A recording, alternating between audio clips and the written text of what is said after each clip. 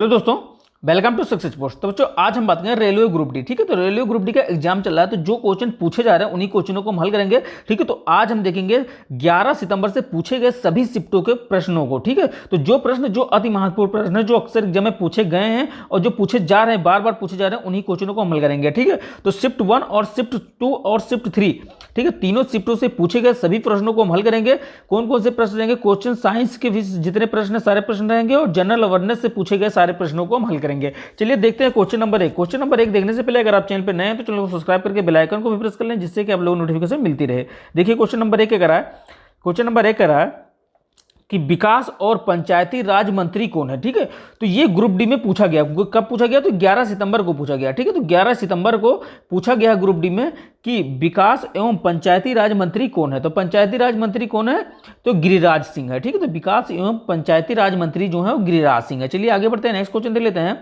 Next question देखिएगा क्या रहा है। नेक्स्ट क्वेश्चन कर रहा है, ठीक है, नेक्स्ट क्वेश्चन कर रहा है कि दुनिया में बोलने वालों की कुल संख्या के हिसाब से बंगाली भाषा, ठीक है, तो बंगाली भाषा विश्व में कितने नंबर पर है? तो बंगाली भाषा विश्व में कितने नंबर पर है? तो 7वीं नंबर पर है। ठीक है, तो बंगाली भाषा जो है विश्व में 7वीं नंबर पर सबसे अधिक बोली जाने वाली भाषा है।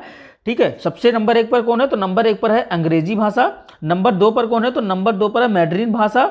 नंबर 3 पर है हिंदी भाषा। नंबर 4 पर है स्पेनिश भाषा। नंबर 5 पर है फ्रेंच भाषा। नंबर 6 पर है अरबिक भाषा और नंबर 7 पर है बंगाली भाषा। ठीक है, और नंबर 8 पर है रसियन भाषा। ठीक है, तो नंबर 7 पर कौन सी भाषा है? तो बंगाली भाषा जो है नंबर 7 पर है विश्व स्तर पर। चलिए अब इसके बारे में तथ्य देख लेते हैं। ठीक है, देखिए इसके तथ्य में क्या दे रखा है। दे रखा है कि भारत में हिंदी को मातृभाषा के रूप में बोलने वालों की संख्या 43.63, ठीक है, % हो गई है। तो मतलब मातृभाषा हिंदी भाषा जो कि भारत में बोली जाती है, कितने % लोग बोलते हैं? तो 43% लोग बोलते हैं। बंगाली दूसरे नंबर पर है। तो भारत में बंगाली भाषा कितने नंबर पर है? तो दूसरे नंबर पर बंगाली भाषा है। ठीक है, जिसके बाद मराठी, तेलुगु और तमिल और गुजराती आती है। ठीक है, तो मराठी, तेलुगु और तमिल और गुजराती उसके बाद आती है। दूसरे नंबर पर कौन सी है? बंगाली भाषा है। ठीक है, संस्कृत की 8वीं अनुसूची में सबसे कम बोली जाने वाली भाषा है। तो संस्कृत जो है 8वीं अनुसूची के सबसे कम बोली जाने वाला भाषा कौन सी है? तो संस्कृत भाषा। संस्कृत भाषा जो है वो 8वीं अनुसूची के सबसे कम बोली जाने वाली भाषा है। ठीक है, गैर अनुसूची भाषाओं में भीली, ठीक है, भीली 1.4 करोड़ लोगों के साथ सर्वाधिक बोले जाने वाली भाषा है। तो मतलब गैर अनुसूचित भाषाओं में भीली भाषा जो है वो 1.4 करोड़ लोगों के साथ सर्वाधिक बोली जाने वाली भाषा है। तो सबसे ज्यादा भाषा कौन सी बोली जाती है? भीली, जो कि गैर अनुसूची में आती है। चलिए आगे बढ़ते हैं, नेक्स्ट क्वेश्चन देख लेते हैं। क्वेश्चन नंबर 2, ठीक है, नेक्स्ट क्वेश्चन देखिए क्या कह रहा है। नेक्स्ट क्वेश्चन कह रहा है कि भारत ने किसके खिलाफ 6 फरवरी 2022 को, ठीक है, 6 फरवरी 2022 को कौन सा 1000वां मैच खेला? तो किसके खिलाफ 1000वां मैच खेला भारत ने? तो वेस्ट इंडीज के खिलाफ खेला था। ठीक है, तो इसमें किसने जीता? तो भारत ने जीता। ठीक है, भारत और वेस्ट इंडीज के बीच 6 फरवरी 2022 को भारत ने यह मैच वेस्ट इंडीज के खिलाफ 6 विकेट से जीता। तो यह मैच वेस्ट इंडीज के खिलाफ कितने विकेट से जीता? तो 6 विकेट से जीता। ठीक है, यह मैच 1000वां मैच था भारत का। चलिए आगे बढ़ते हैं, नेक्स्ट क्वेश्चन देख लेते हैं। नेक्स्ट क्वेश्चन देखिए क्या कह रहा है। नेक्स्ट क्वेश्चन कह रहा है कि 1960 में सिंधु जल समझौता में भारत की पश्चिम नदियों में हिस्सेदारी। तो सिंधु जल समझौता में भारत की पश्चिम नदियों में हिस्सेदारी क्या है, देख लेते हैं। देखिए क्या कह रहा है कि भारत को सिंचाई और बिजली उत्पादन और परिवहन उद्देश्यों के लिए पश्चिमी नदियों के 20% पानी का उपयोग करने की अनुमति है। मतलब पश्चिम नदियों से भारत जो है वो 20% पानी उपयोग कर सकता है। ठीक है, और देख लेते हैं, इसमें 3 पूर्वी नदियों ब्यास, ठीक है, पूर्व ब्यास, रावी और सतलज नियंत्रण भारत को तथा 3 पश्चिमी नदियों सिंधु, चिनाब और झेलम का नियंत्रण पाकिस्तान को दिया गया है। मतलब 3 का नियंत्रण भारत के पास है और 3 का नियंत्रण किसके पास है? पाकिस्तान के पास है। तो कौन कौन से भारत के पास नियंत्रण है? तो भारत के पास है ब्यास नदी और रावी और सतलज नदी का नियंत्रण भारत के पास है, तथा 3 पश्चिम की ओर जो नदियां हैं, ठीक है, जैसे सिंधु, चिनाब और झेलम का नियंत्रण पाकिस्तान के पास है। चलिए आगे देख लेते हैं समझौता संधि की। इस संधि पर कराची में 19 सितंबर, ठीक है, 19 सितंबर 1960 को भारत के प्रधानमंत्री जवाहरलाल नेहरू और पाकिस्तान के राष्ट्रपति अयूब खान ने हस्ताक्षर किया।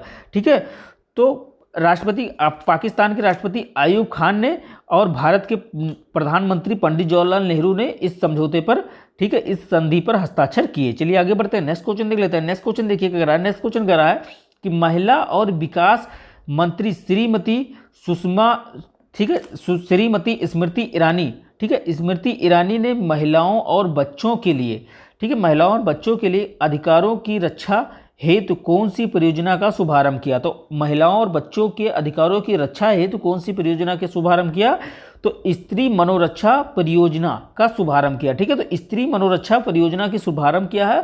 ठीक है, तो जो लोग करंट अफेयर नहीं देखते, ये करंट अफेयर में बार बार आपको रोज रिपीट कराया जा रहा था, रोज रिपीट करा रहे थे कि ये क्वेश्चन आएगा। देख लीजिए आप लोग, ये क्वेश्चन आ गया है। जो करंट अफेयर नहीं देख रहे हैं वो जाएं अभी आप चैनल को सब्सक्राइब कर लें और सुबह 7 बजे करंट अफेयर, उसके साथ साथ में करंट अफेयर के क्वेश्चन के साथ साथ में उसका तथ्य भी बताया जा रहा है, तो वो भी देखना ना भूलें। चलिए देखते हैं नेक्स्ट क्वेश्चन।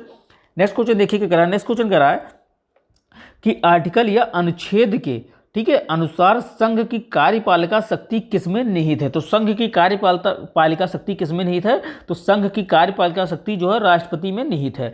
चलिए आगे बढ़ते हैं, नेक्स्ट क्वेश्चन देख लेते हैं। नेक्स्ट क्वेश्चन देखिए क्या कह रहा है। नेक्स्ट क्वेश्चन कह रहा है कि मकर संक्रांति किस महीने में मनाया जाता है। तो मकर संक्रांति जो है वो जनवरी माह में मनाया जाता है।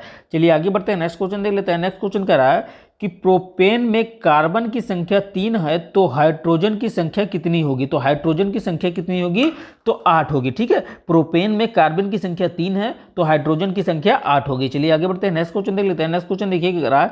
नेक्स्ट क्वेश्चन कह रहा है कि किस संविधान संशोधन के तहत अनुच्छेद 21A शिक्षा का अधिकार जोड़ा गया। तो अनुच्छेद 21A शिक्षा का अधिकार 86वां संविधान संशोधन अधिनियम 2002 से के द्वारा जोड़ा गया है। चलिए आगे बढ़ते हैं, नेक्स्ट क्वेश्चन देख लेते हैं। नेक्स्ट क्वेश्चन कह रहा है कि ब्लीचिंग पाउडर बनाने के लिए किस गैस की कार्रवाई जाती है। ठीक है, तो किस गैस की क्रिया करवाई जाती है। तो ब्लीचिंग पाउडर बनाने के लिए किस गैस की क्रिया करवाई जाती है, तो क्लोरीन की क्रिया करवाई जाती है। चलिए आगे बढ़ते हैं, नेक्स्ट क्वेश्चन देख लेते हैं। नेक्स्ट क्वेश्चन देखिए क्या रहा है। नेक्स्ट क्वेश्चन कह रहा है कि हरियाणा सरकार ने कोविड-19 के लिए कौन सी योजना चलाई है। तो हरियाणा सरकार ने कोविड-19 के लिए कौन सी योजना चलाई थी। तो हरियाणा सरकार ने कोविड महामारी की वजह से अनाथ हुए बच्चों को सहारा बनेगी। प्रदेश सरकार ने ऐसे अनाथ बच्चों की हर तरह की मदद करने के लिए मुख्यमंत्री बाल योजना शुरू किया। ठीक है, तो मुख्यमंत्री बाल योजना की शुरुआत की है कहा किस सरकार ने, तो हरियाणा सरकार ने, कोविड-19 से अनाथ हुए बच्चों के लिए।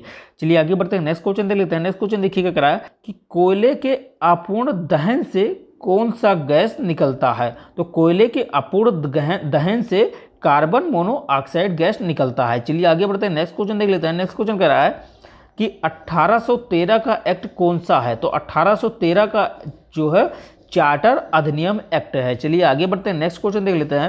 नेक्स्ट क्वेश्चन कह रहा है कि उत्पादन फलन का सिद्धांत है क्या है। तो उत्पादन फलन का सिद्धांत क्या है, तो किसी फर्म के, ठीक है, किसी फर्म के उत्पादों तथा आगतों के बीच के संबंध को उत्पादन फलन कहते हैं। चलिए आगे बढ़ते हैं, नेक्स्ट क्वेश्चन देख लेते हैं। नेक्स्ट क्वेश्चन देखिए क्या कह रहा है। नेक्स्ट क्वेश्चन कह रहा है कि मध्य प्रदेश में अमरकंटक से कौन सी नदी निकलती है। तो मध्य प्रदेश में अमरकंटक से कौन सी नदी निकलती है। तो अमरकंटक से नर्मदा नदी, सोन नदी और जोहिला नदी का उद्गम स्थान है। ठीक है, तो अमरकंटक से नर्मदा नदी, सोन नदी और जोहिला नदी का उद्गम स्थान है।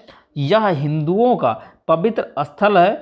मैकाल की पहाड़ियों में स्थित अमरकंटक मध्य प्रदेश के अनूपपुर जिले का लोकप्रिय हिंदू तीर्थ स्थल है। चलिए आगे बढ़ते हैं, नेक्स्ट क्वेश्चन देख लेते हैं। नेक्स्ट क्वेश्चन देखिए क्या कह रहा है। नेक्स्ट क्वेश्चन कह रहा है कि रोलेट एक्ट कब आया। तो रोलेट एक्ट कब आया, तो 26 जनवरी 1919 को रोलेट एक्ट की स्थापना हुई थी।